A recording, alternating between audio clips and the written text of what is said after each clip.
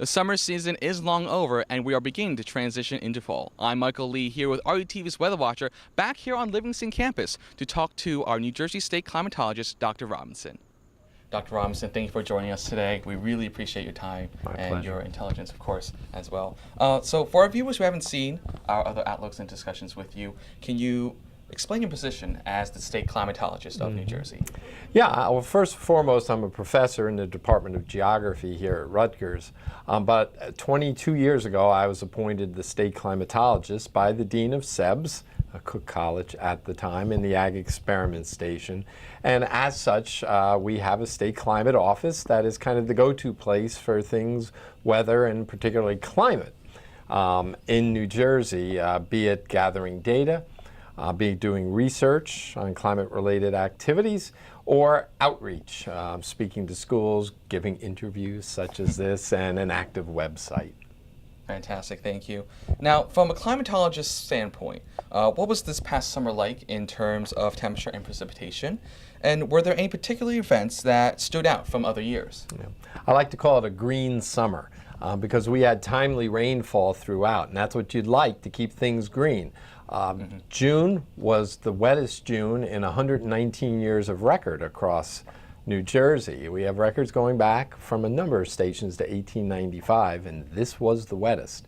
July was above the average in precipitation, so by a little margin was August. So you put it all together, it was the second wettest summer going back to 1895, only surpassed by the summer of Irene, which was just 2 years ago in 2011. So a very moist and green summer. Okay. Now in the temperature department, it varied a bit, but overall there have only been 11 summers that were warmer than this summer. Again, going back to 1895. The only thing that can throw people, of those 11, 8 of them have been since 1999. We've had a lot of warm summers of late. So we had the 5th warmest July on record, a rather warm June, but August was only just a tad, a 1/10 of a degree warmer than June, which is kind of unusual and gives people the impression, because they remember August more than the other months, that it was a cool summer. No way, shape, or form was it a cool summer. It just wasn't quite as hot as some we've seen in recent years. Okay, thank you. Now, what were the dynamics behind this year's summer, and how does that compare to the past summer's dynamics?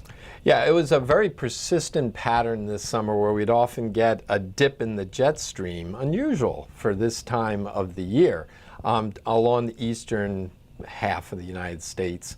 That allowed moisture to come up the front of what we call a trough, up from the Gulf of Mexico and from the Atlantic, and bring abundant moisture up the coast. It was very wet in the southeastern United States, and a lot of that moisture made its way up in this direction. That compares with some other summers we've had of late where there's been a ridge of high pressure over the eastern U.S., sometimes connecting with a ridge in the west, and that's kept some of the moisture at bay. It did, as a matter of fact, in 2011 until the month of August, and we were hot and dry and then got very wet. But this summer it was that persistent dip in the jet in the east, allowing the moisture up. It only in July for a while did the ridge, or this high pressure off in the Atlantic, shift to the eastern U.S., and people may remember that we had a couple of very hot weeks in July with limited amounts of precipitation. All right, thank you. Now, with a very wet and very warm summertime and very oddly dynamic summer as well, how does that transition into the fall? How has fall started this year, and do you have any predictions about the rest of the fall season? The pattern we saw early and middle of summer kind of fell apart when we got to August, and we had cooler conditions, and precipitation at best has been average. In some cases, in some parts of the state, a little below average since then. So the pattern has shifted, and it's liable to shift again as we go through the fall season. So there's really no precursory signs of what the fall, let alone subsequent winter, may bring.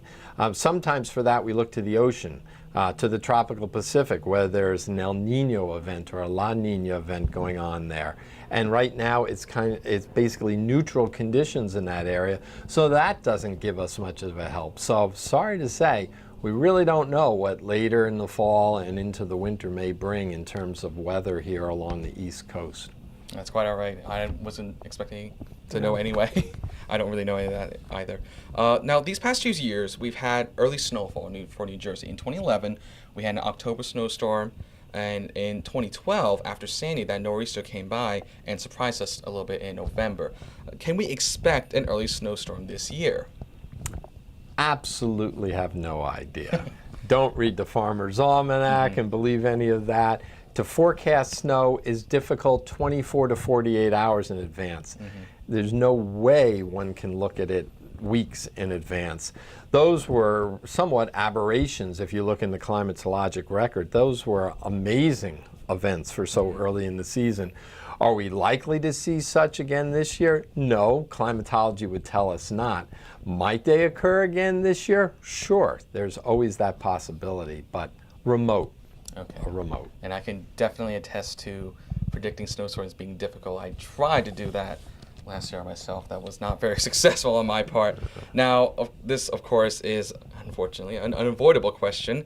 What can we expect for the remainder of hurricane season, and what is the likelihood of another event like Sandy based upon this season? Sure. I mean, that's a relevant question to many people who have memories of Irene 2 years ago and Sandy last year.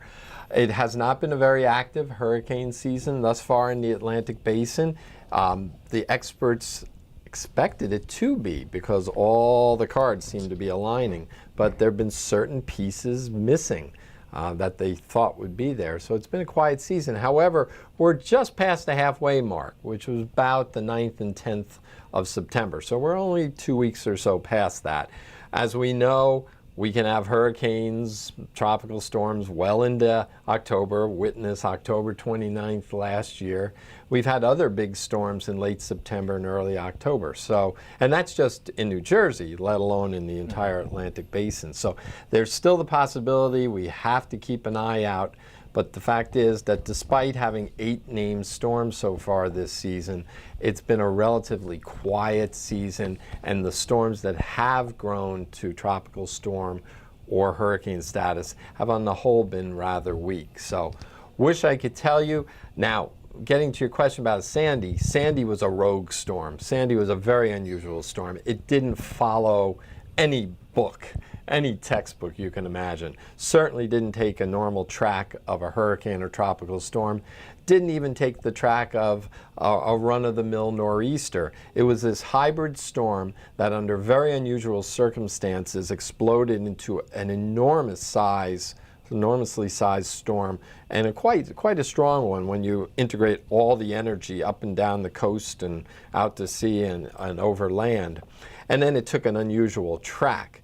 That's not likely to be seen for any time in the foreseeable future. But again, we've seen it happen somewhat before Sandy. There were some similar type but not exact type of occurrences, and then we've seen Sandy. So you can never say never in this business, but probabilistically, it would be unusual to see anything like that again anytime soon.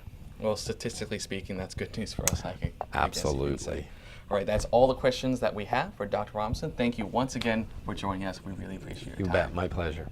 We would like to thank Dr. Robinson once again and everybody that works at the State Climatologist Office for the interview today. If you would like to view their website, you can go to climate.rutgers.edu/state-CLIM. Also, remember to look us up on our Facebook and Twitter pages for future climate and weather updates. For RUTV's Weather Watcher, I'm Michael Lee.